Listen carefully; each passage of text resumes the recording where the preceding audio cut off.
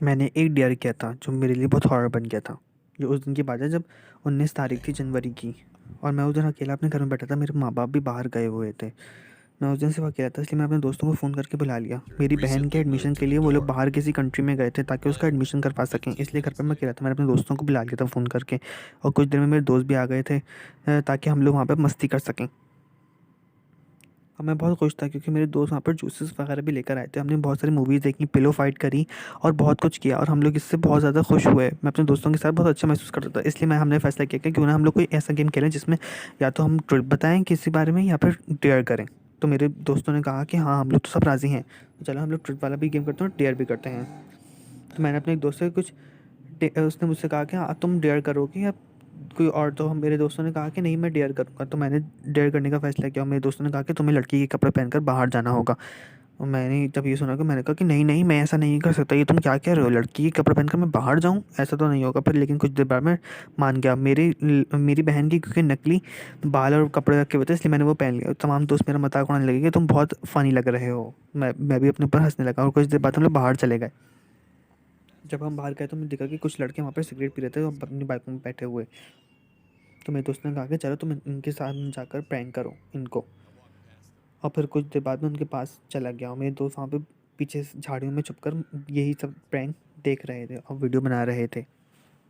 जब मैं उनके पास गया तो वो लड़के मुझे मुस्कुराकर देखने लगे और मेरे करीब आने लगे। और कुछ देर बाद वो मेरे सामने खड़ा हुआ था, मुझसे कह रहा था कि क्या तुम मुझे अपना नंबर दोगी? वही सुनकर मैं मुझे बहुत गुस्सा आया। मैंने कहा कि लूज़र, मैं एक लड़का हूँ, मैं तो मजाक कर रहा था, मैं प्रैंक कर रहा था। मैं हंसने लगा ये अपनी विग फेंक कर। लेकिन मैंने देखा कि उन सामने उन 3 लड़कों को ये प्रैंक बिल्कुल पसंद नहीं आया, इसलिए वो मेरे पास आने लगे और मुझे मारने की कोशिश करने लगे। इसलिए उन लोगों ने चाकू निकाल लिया मुझे मारने के लिए। उसने कहा कि तुम्हें ये प्रैंक बहुत भारी पड़ेगा। मैं सुनकर उनकी टाँग पर मैंने लात मारी और मैं भागने लगा वहाँ से, लेकिन उन लोगों ने बाइक स्टार्ट कर लिया। वो मेरा पीछा करने लगे। वो मेरे पास ही बढ़ रहे थे अपनी बाइक के ज़रिए, और वो बाइक बहुत तेज़ चला रहे थे। मेरे दोस्तों ने उसी टाइम फैसला किया कि क्यों ना पुलिस को बुला लिया जाए।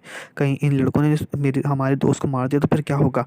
इसलिए मैं भाग कर जब बहुत दूर पहुँच के, फिर भी वो बाइक पर मेरे पास पहुँच गया, मुझे घेर लिया, मुझे धक्का देकर वहाँ पे गिरा दिया। हम मुझसे कहने लगे कि अब हम तुम्हें बताएंगे कि प्रैंक असली होता क्या है।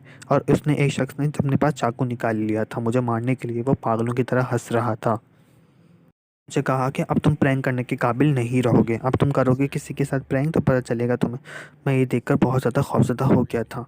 और फिर वो मुझे मारने के लिए चाकू मार ही रहा था कि अचानक वहाँ पे पुलिस की सायरन की आवाज़ आ गई। मेरे दोस्तों ने पुलिस को बुला लिया था, और वो शख्स ये पुलिस की आवाज़ सुनकर अपनी बाइक स्टार्ट करके फ़ौरन भाग गए। लेकिन मैं बहुत ज़्यादा खौफज़दा था। शुक्र है कि मेरे दोस्तों ने उस टाइम सही टाइम पर पुलिस को कॉल करके मुझे बचा लिया था, इसलिए मैं बहुत ज़्यादा खुशी महसूस कर रहा था कि मेरे दोस्त ने कम से कम मुझे बचा तो लिया। और मैं ये सोच रहा था कि अगर मेरे दोस्त सही टाइम पर पुलिस को फ़ोन ना करते तो क्या वो शख्स मुझे असली में मार ही देते। वो तो मेरे सर पे चाकू मार के भाग जाते।